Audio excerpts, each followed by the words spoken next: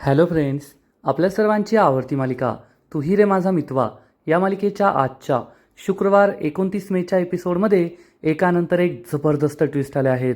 Friends, आजचा episode धमाकेदार होता आणि आता राजेशचा खेळ हा जवळपास संपलाय.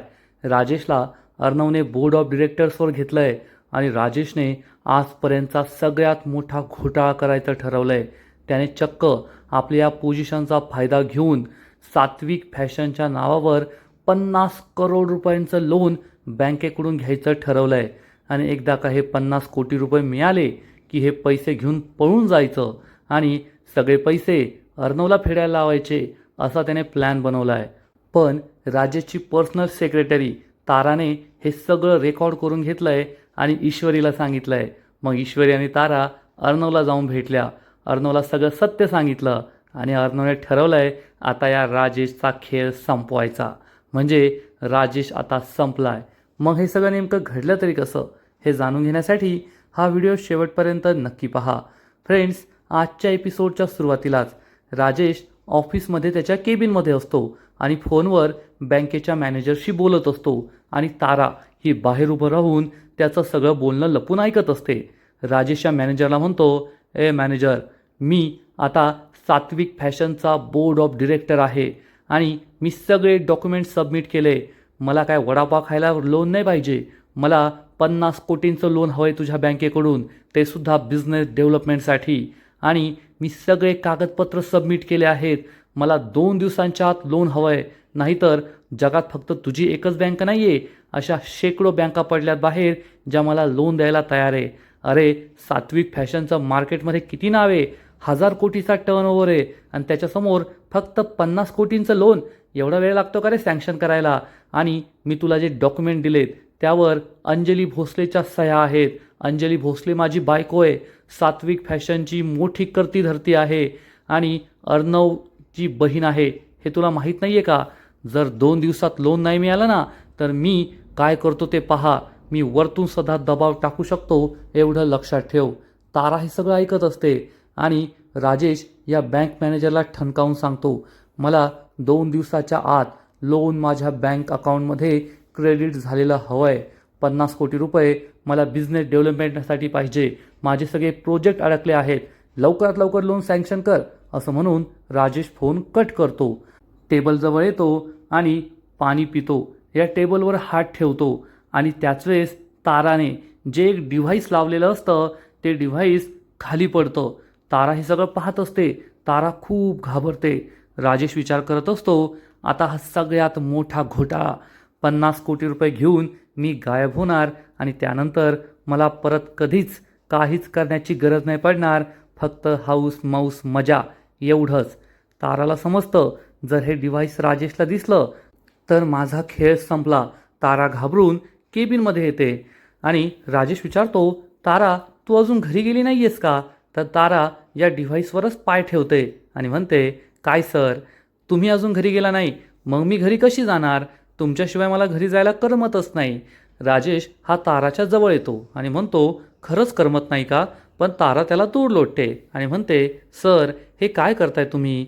आता घरी जायची वेळ झाली आणि तुम्ही दारू पिताय. तुम्हाला सगळं चालतं का. घरी कोणाला कळलं तर काय होईल.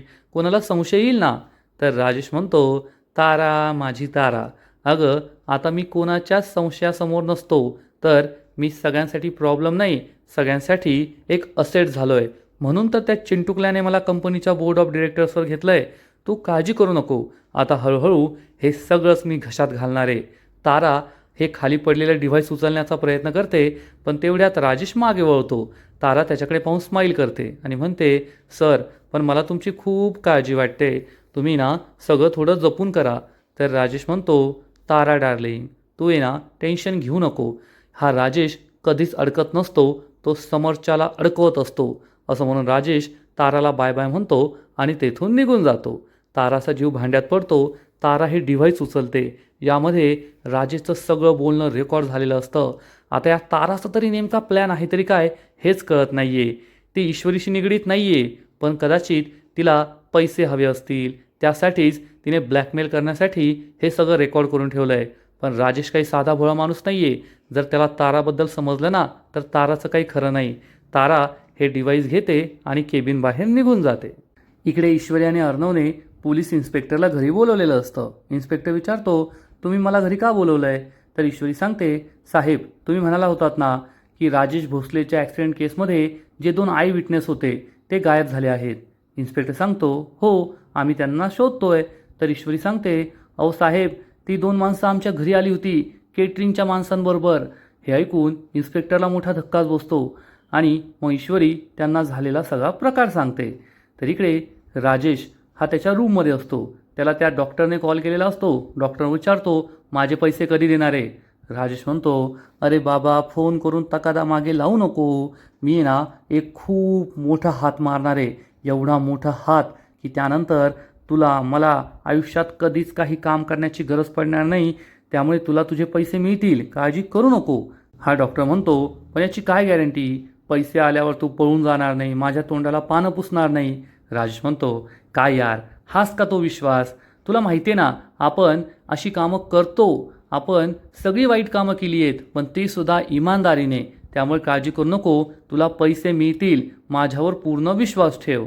आणि इकडे ईश्वरी ही इन्स्पेक्टरला झालेला प्रकार सांगते की ती माणसं घरात आली होती, त्यांनी पाणी मागितलं, आम्ही त्यांच्याकडे मागे गेलो पण तोपर्यंत ती माणसं गायब झाली होती. इकडे राजेश डॉक्टरला समजावून सांगतो, आता फोन ठेव आणि फोन करून करून मला त्रास देऊ नको. जेव्हा पैसे जमा होतील मी तुला लगेच फोन करेल आणि तुला तुझे पैसे देऊन टाकेल. इकडे अर्णव हा इन्स्पेक्टरला म्हणतो, हे सगळं प्रकरण काहीतरी सस्पिशियस वाटतंय, कारण ते आयविटनेस पळून गेले, मग ते आमच्या घरी आले आणि या प्रकरणामध्ये नक्कीच काहीतरी लपवलं जात आहे. इन्स्पेक्टरला सुद्धा असं वाटतं. तेवढ्यात राजेश येतो आणि हे सगळं ऐकू लागतो. ईश्वरी ही राजेशला पाहते आणि म्हणते, पहा आमचे जिजू आले. राजेश पुढे येतो आणि विचारतो, काय झालं ईश्वरी मॅडम? तर ईश्वरी सांगते, हे तुमच्या केसचे इन्व्हेस्टिगेशन ऑफिसर आहेत आणि ऑफिसर हे राजेश भोसले ज्यांचा अपघात झाला होता. इन्स्पेक्टर सांगतो, हो ओळखतो मी त्यांना. राजेश विचारतो, साहेब माझ्या केसमध्ये काही प्रोग्रेस झाली आहे का? तर इन्स्पेक्टर सांगतो, आम्ही शोधतोय, लवकरच काहीतरी कळेल. राजेश म्हणतो, ठीक आहे मी, असं म्हणून राजेश निघून जातो. पण ईश्वरीला मात्र या राजेशवरच संशय असतो. थोड्या वेळाने रात्र होते आणि घरातील सगळेजण मस्त एकत्र बसून गप्पा मारत असतात. मामा सर्वांना सांगतो की रमाकांत भाऊजी उद्या सकाळीच घराबाहेर पडणार आहेत. मामी विचारते, कशासाठी? तर मामा सांगतो, मंदिराच्या जीर्णोद्धारासाठी. त्यांचा संपूर्ण ग्रुप एक पालखी काढणार आहे आणि त्यातूनच ते सगळ्यांकडून दान गोळा करणार आहेत. मामी म्हणते, याला म्हणतात भिकेचे धंदे. एकेकाळी हा माणूस इतका मोठा बिझनेसमॅन होता आणि आज तो दारोदारी फिरून दक्षिणा गोळा करतोय, दान गोळा करतोय. ईश्वरी म्हणते, मामी हे काय बोलताय तुम्ही? ते देवाची सेवाच करताय ना, आणि देवाची सेवा करण्यामध्ये कसली लाज आणि कसलं मोठं बिझनेसमॅन असणं किंवा गरीब श्रीमंत असणं. मामी खूप चिडते. आजी म्हणते, याचा अर्थ रमाकांतराव आपल्या अंजूच्या बड्डेला नसतील. अंजली खूप चिडते. तर अर्णव म्हणतो, बरं आहे, तसंही आम्हाला त्यांनी आमच्या बड्डेला असण्याची सवय नाही आहे. अंजली म्हणते, खरं आहे ना, ज्याचं त्याचं नशीब, ते असले काय नसले काय मला काही फरक पडत नाही. आकाश म्हणतो, चला आता मला खूप झोप येते, मी चाललो झोपायला. तर ईश्वरी म्हणते, बसा भाऊजी, कोणीच कुठे जायचं नाही आहे. तुमची लाडकी बायको म्हणजे माझी लाडकी नमुताई, हिला घरातील सगळ्यांची ओळख व्हावी म्हणून आम्ही घरात एक गेम खेळायचं ठरवलं आहे. हे ऐकून सगळे खूप खुश होतात. आजी विचारते, कोणता गेम? तर ईश्वरी सांगते, ट्रूथ अँड डेअर. आजीला काही कळत नाही. आजी विचारते, हा कोणता नवीन खेळ आहे? तर ईश्वरी सांगते, आजी नवीन खेळ नाही आहे, जुनाच खेळ आहे. आणि एक बाटली असेल, ती बाटली फिरवायची, त्या बाटलीचं तोंड ज्याच्याकडे असेल त्याला नमुताई एखादा डेअर देईल किंवा एखादा प्रश्न विचारणार, त्या प्रश्नाचं खरं उत्तर द्यायचं असतं. हे ऐकून सगळे खुश होतात. मामा म्हणतो, हो चला आणा बाटली. तर मामी ही मामाकडे रागाने पाहते. मामा म्हणतो, अगं रिकामी बाटली आणायला सांगितली आहे, असं काय पाहतीये माझ्याकडे? आणि सगळेजण खुदू खुदू हसू लागतात. मामाचे जोक खूप भारी असतात. आणि मग थोड्याच वेळात सगळा सेटअप तयार झालेला असतो आणि सगळेजण ट्रूथ अँड डेअर खेळायला बसलेले असतात. पण नम्रता उभी असते. ईश्वरी म्हणते, नमुताई बस, तू बसल्याशिवाय आकाश भाऊजी काय खेळ सुरू करणार नाही. आणि आकाश नम्रताचा हात पकडून तिला खाली बसवतो. त्यामुळे वल्लरी तोंड वाकडं करते. नम्रता ही पहिल्यांदा बाटली फिरवते आणि सगळ्यात पहिला नंबर हा मामाचाच लागतो. त्यामुळे सगळे खूप खुश होतात. मामा म्हणतो, सांगा काय करायचं आहे? आणि नम्रता म्हणते, बाबा तुम्ही एक गाणं गा. तर मामा म्हणतो गाणं आणि नाही नाही, मी गाणं गायलं ना तर खेळ येथे संपेल, खेळ लगेच संपवायचा आहे का? तर नम्रता म्हणते नाही नाही, तुम्हाला गाणं गावंच लागेल. मामा म्हणतो ठीक आहे, मी ना आता असं गाणं गातो ना जे नम्रताचं फेवरेट आहे. वल्लरी विचारते नम्रताचं फेवरेट कोणतं? तर मामा म्हणतो आहे ना, चाफा बोले ना, चाफा चाले ना, चाफा काही केल्या खंत. आणि त्याचं हे गाणं एकदम बेसूर असतं, त्यामुळे सगळेजण हसू लागतात. आणि वल्लरी म्हणते बस बस बस, एकच गाणं बस झालं, आता आम्ही अजून नाही सहन करू शकत. आणि सगळेजण मामावर हसत असतात. हा सीन खरंच खूप फनी आहे. नम्रता पुन्हा एकदा बाटली फिरवते आणि आता कोणाचा नंबर लागणार, कोणाचा नंबर लागणार, तर चक्क वल्लरीचा नंबर लागतो. आणि नम्रता खूप घाबरते. मामा म्हणतो वा वा नम्रता, भारी चान्स आहे, विचार, तुझ्या सासूला काय विचारायचं ते विचार. नम्रता विचारते आई, तुम्हाला सगळ्यात जास्त काय आवडतं किंवा कोण आवडतं? आणि वल्लरी स्पष्ट शब्दात सांगते मला सगळ्यात जास्त मीच आवडते. सगळेजण तिच्याकडे आश्चर्याने पाहतात. मामा म्हणतो अगं बाई, हे सगळ्यांना माहिती आहे, काहीतरी वेगळं सांग. तर मामी म्हणते त्यात काय वेगळं सांगायचं, खरं सांगायचं आहे ना, मी खरंच बोलते, मी माझी फेवरेट आहे, मी स्वतःवर खूप जास्त प्रेम करते. आणि हा जगाचा नियमच आहे की जो स्वतःवर प्रेम करतो तोच सुखी राहतो. प्रत्येकाने अगदी स्वतःवर प्रेम करावं, मग दुसऱ्यावर प्रेम करावं, नाहीतर दुसऱ्यांच्या मागे पुढे करण्यात काय ठेवलंय? तुम्ही स्वतःवर प्रेम केलं ना तरच तुम्ही आयुष्यात काहीतरी करू शकता, म्हणून स्वतःवर प्रेम करत राहावं. मामीचं हे सगळं बोलणं सगळ्यांनाच पटतं. आणि तेवढ्यात राजेश तेथे येतो. आकाश म्हणतो बसा जिजू, तुम्ही सुद्धा खेळायला बसा. राजेश हा लगेच खेळायला बसतो आणि विचारतो गेम कोणता आहे. आणि आकाश त्याला गेम नेमका काय आहे हे समजावून सांगतो. त्यानंतर नम्रता पुन्हा एकदा बाटली फिरवते आणि यावेळेस चक्क अर्णवचा नंबर लागतो. नम्रता अर्णवला विचारते अशी एखादी गोष्ट सांगा जी आजपर्यंत तुम्ही कोणाला सांगितली नाहीये. आणि अर्णव ही गोष्ट सांगतो, पण काय सांगतो ते आपल्याला ऐकू येत नाही, सगळेजण फक्त हसत असतात. मग नम्रता पुन्हा एकदा बाटली फिरवते आणि यावेळेस मात्र राजेशचा नंबर लागतो. नम्रताला प्रश्न पडतो राजेशला काय विचारायचं, कारण राजेशचा खरा चेहरा तिला माहिती आहे आणि तिला त्याच्याशी गोड गोड खोटं खोटं वागता येत नाही. सगळेजण म्हणतात अगं नम्रता विचार ना, विचार, तुला काय विचारायचं ते विचार. तर नम्रता म्हणते पण काय विचारू, मला काही सुचतच नाहीये. तेवढ्यात लगेच राजेश म्हणतो खरंय, नम्रता मॅडम मला ओळखत नाही ना, त्यामुळे मला काय प्रश्न विचारावा हे त्यांना कळत नसेल, त्यांना खूप अवघडल्यासारखं झालं असेल ना. ठीक आहे नम्रता मॅडम, तुम्ही मला काही विचारू नका, मीच तुमच्याबद्दल थोडं बोलतो. तुमचं आणि आकाश सरांचं ज्या परिस्थितीत लग्न झालं ना, त्यामुळे घरात थोडा गोंधळ झाला, पण तुम्ही ना आकाश सरांसाठी खूप लकी आहात. सगळ्यांना आश्चर्य वाटतं की राजेश हे काय बोलतोय. तर राजेश सांगतो तुमच्या दोघांचं लग्न झालं आणि अर्णव सरांनी आकाश सरांवर मोठी जबाबदारी सोपवली आहे, म्हणजे तुम्ही लकी आहात ना. आणि खरी गंमत म्हणजे या घरातील दोन्ही मुलांची लग्न अशीच झाली. अर्णव सरांचं आणि ईश्वरी मॅडमचं लग्नसुद्धा असंच पळून जाऊन झालं आणि तुमचं लग्नसुद्धा असंच झालं. किती गंमत आहे ना, असं म्हणून राजेश हसू लागतो. पण ईश्वरीला संशय येतो आणि ईश्वरी विचारते राजेश जिजू, तुम्हाला तर काही आठवत नाही ना, मग माझं आणि अर्णव सरांचं लग्न कोणत्या परिस्थितीत झालं हे तुम्हाला कसं कळलं? हे ऐकून राजेशला मोठा धक्काच बसतो. त्याला समजतं आपली खूप मोठी चूक झाली आहे. अंजली, मामी, आजी, मामा सगळे राजेशकडे संशयाने पाहतात. तर राजेश म्हणतो नाही नाही ईश्वरी मॅडम, मला कोठे काही जुनं आठवतंय, अहो ते मला अंजली मॅडमने सांगितलं होतं म्हणून मला माहिती आहे. तर अंजली म्हणते हे काय बोलताय तुम्ही, आपला तर असा कधीच कोणता विषय नाही झाला, मी तुम्हाला त्यांच्या लग्नाबद्दल काहीच नाही सांगितलं. राजेशला जबर धक्काच बसतो. ईश्वरी आणि अर्णवचा संशय आणखीनच वाढतो. तर राजेश म्हणतो काय अंजली मॅडम, त्या दिवशी नाही का अर्णव साहेब किडनॅप झाले होते आणि तुम्ही त्यांच्या लहानपणाचा अल्बम काढून बसला होता, खूप दुःखी होता, तेव्हा तुम्ही मला सांगितलं, मला चांगलं आठवतंय ना. अंजली म्हणते हो का, सांगितलं असेल कदाचित, पण मला नाही आठवते. राजेश म्हणतो मला चांगलं आठवते, तुम्हीच मला सांगितलं होतं. राजेश वेळ मारून देतो. सगळेजण त्याच्याकडे संशयाने पाहत असतात की खरंच अंजलीने याला काही सांगितलं होतं की हा थापा मारतोय.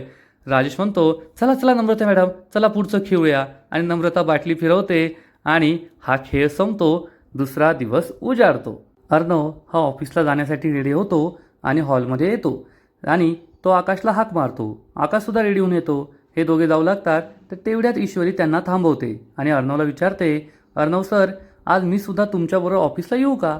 तर अर्णव म्हणतो ठीक आहे, ये ना, तशी पण तू ईश्वरी फॅब्रिकची ओनर आहे, तू येऊ शकते, त्यात विचारायचं काय. सगळे खुश होतात, पण मामी लगेच नम्रताला डोळे दाखवते. पाहिलंस का मालकीने ती. नम्रता खूप चिडते आणि अर्णव ईश्वरीला म्हणतो, चल लवकर आपल्याला जायचं आहे ना, पण तुला काय यायचं आहे. तर ईश्वरी सांगते, काही नाही सर, असंच माझ्या काही जुन्या मैत्रिणी आहेत त्यांना भेटायचं आहे आणि उद्या अंजलीताईंचा बड्डे, तर थोडी शॉपिंग करायची आहे. अर्णव म्हणतो ठीक आहे आणि हे दोघे निघतात. तेवढ्यात नम्रता विचारते, इशू मी सुद्धा येऊ का. आकाश म्हणतो, हो ये ना. पण नम्रता निघणार इतक्यात मामी म्हणते, कशाला, काही गरज नाही आहे, घरात खूप कामं आहे, तेवढी कामं करायची, ऑफिसला जाऊन काय करणार आहेस तू. नम्रताला वाईट वाटतं, आकाशसुद्धा दुःखी होतो. तर ईश्वरी म्हणते, पण मामी सगळी कामं तर झाली आहे ना, स्वयंपाक झाला आहे, दुपारचा नाश्ता झाला आहे, मग घरी काय काम आहे. तर मामी चिडून म्हणते, स्वयंपाक करणं एवढंच काम असतं का, अजूनसुद्धा खूप कामं असतात आणि ती या घरची नवीन सून आहे. घरात कोठे काय ठेवलं आहे हे तिला काहीच माहिती नाही आहे. ती जर घरात थांबली तर तिला सगळं कळेल ना, त्यामुळे तिने घरीच थांबायचं, बाहेर कोठे जायचं नाही. मामी असं बोलली, सासूबाई बोलली, मग कुणी काय पुढे बोलण्यासारखं राहिलेलं नसतं आणि नम्रता ही बिचारी घरीच थांबते. ईश्वरी काही बोलणार तर नम्रता म्हणते, जाऊ दे इशू, मी थांबते घरी, जा तुम्ही. आकाश खूप नाराज होतो. आकाश, ईश्वरी, अर्णव सगळे ऑफिसला निघून जातात आणि नम्रतासुद्धा म्हणते, मी जाते किचनमध्ये. नम्रता किचनमध्ये जाते आणि मामी म्हणते, दोन्ही बहिणींचं प्रेम खूपच उतू चाललं होतं ना, आता एक बहीण गेली ऑफिसमध्ये मजा मारायला आणि दुसरी बहीण घरी रांधा उष्टी काढा. आता या दोघींमध्ये मी मिठाचा खडा कसा टाकते आणि दोघींना एकमेकींविरुद्ध कसं उभं करते ना, ते पाहतच राहा. डॅट इज डॅट असा विचार करून मामी खूप खुश होते. आणि इकडे अर्णव आणि ईश्वरी ऑफिसमध्ये पोहोचतात आणि तारा ही त्यांना खिडकीमधून पाहते. ईश्वरी आज पुन्हा ऑफिसमध्ये आली आहे हे पाहून ताराला मोठा धक्काच बसतो. तेवढ्यात अर्णवला एक कॉल येतो आणि अर्णव म्हणतो, हो हो तुम्ही तेथेच थांबा, मी येतोय मीटिंगला. ईश्वरी विचारते, सर तुम्हाला बाहेर मीटिंग होती, मग तुम्ही मला इथे सोडायला का आला, मी माझी आली असते ना. तर अर्णव म्हणतो, मिस इंदोर तुला सोडणं माझी जबाबदारी आहे. ईश्वरी खुश होते आणि अर्णव लगेचच शिर्केला बोलवून घेतो. शिर्के खाली येतो. अर्णव शिर्केला ईश्वरीची काळजी घ्यायला सांगतो आणि तेथून निघून जातो. तारा लगेच राजेशला कॉल करते आणि सांगते, सर तुम्हाला एक महत्त्वाची बातमी द्यायची आहे. राजेश विचारतो, काय झालं.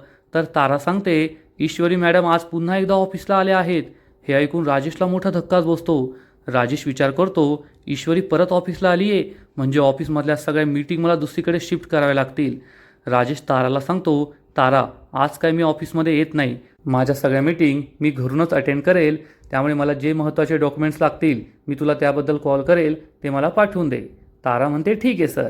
आणि इकडे नम्रता ही आपली कामं करत असते आणि तेवढ्यात आजी तिला हाक मारते की मला पाणी प्यायला आणून दे. नम्रता तिला पाणी नेऊन देते. तेवढ्यात मामा येतो. नम्रता नम्रता हाक मारतो. मामी विचारते, काय काम आहे नम्रताकडे. मामा म्हणतो, तिलाच सांगेल. नम्रता विचारते, काय झालं बाबा. तर मामा म्हणतो, मी बाहेर चाललो आहे, काही आणायचं आहे का. नम्रता म्हणते, आता नाही आणायचं आहे, काही आठवलं तर मेसेज करेल. मामी तोंड वाकडं करते आणि मग नम्रता ही आकाशला कॉल करते आणि म्हणते, आकाश मला तुमची खूप आठवण येते, तुम्ही लवकर संध्याकाळी घरी याल का. आकाश हो म्हणतो आणि मग मामी ही नम्रताचे पुन्हा एकदा कान भरून देते. पाहिलंस का नम्रता, ईश्वरी तुझी लहान बहीण आहे ना, पण कसं घरची सगळी कामं उरकून मस्त ऑफिसमध्ये मजा मारायला गेली आणि तुला घरीच ठेवलं. आता मामीनेच तिला थांबवलंय तरीसुद्धा मामी असं बोलतीये आणि नम्रताला हे कळत नाहीये. मामी म्हणते, मला आहे ना तुझी खूप कीव वाटते ग. त्या ईश्वरीला आहे ना आता हक्काची मोलकरीनच मिळाली आहे. ती तिकडे ऑफिसमध्ये मजा करणार आणि तू घरची कामं करणार. करत बस, जा स्वयंपाक कर आता, काय खायला भेटणार आहे काय माहीत. असं तोंड वाकडं करून मामी तेथून निघून जाते. नम्रताला खूप वाईट वाटतं. आणि इकडे आपली तारा ही राजेशच्या रूममध्ये असते, केबिनमध्ये असते. तेवढ्यात ईश्वरी केबिनमध्ये येते आणि या ताराकडे संशयाने पाहू लागते. राजेश ताराला कॉल करतो आणि सांगतो, तेथे माझी एक महत्त्वाची फाईल आहे, तेवढी घरी पाठवून दे, मला एक मीटिंग अटेंड करायची आहे. तारा हो म्हणते. ईश्वरी पुढे येते. तारा विचारते, काय झालं मॅडम. तर ईश्वरी म्हणते, तू का इतकी अस्वस्थ दिसतीये. तारा सांगते, नाही नाही मी कुठे अस्वस्थ आहे, असं काही नाही आहे. मला आहे ना राजेश सरांचा कॉल आला होता, एक महत्त्वाची फाईल त्यांनी मागवली आहे, मी तेवढी देऊन येते. असं म्हणून तारा तेथून काढता पाय घेते आणि मग ईश्वरी या राजेशच्या केबिनमध्ये आपली तपासणी सुरू करते, पण तिला तेथे काहीच सापडत नाही. तर इकडे तारा ही एका माणसाला सांगते, ही फाईल राजेश सरांच्या घरी नेऊन दे. हा माणूस निघून जातो आणि तारा विचार करते, ईश्वरी मॅडम अजूनसुद्धा केबिनमध्ये आहेत, त्यांना काही संशय तर आला नाही ना.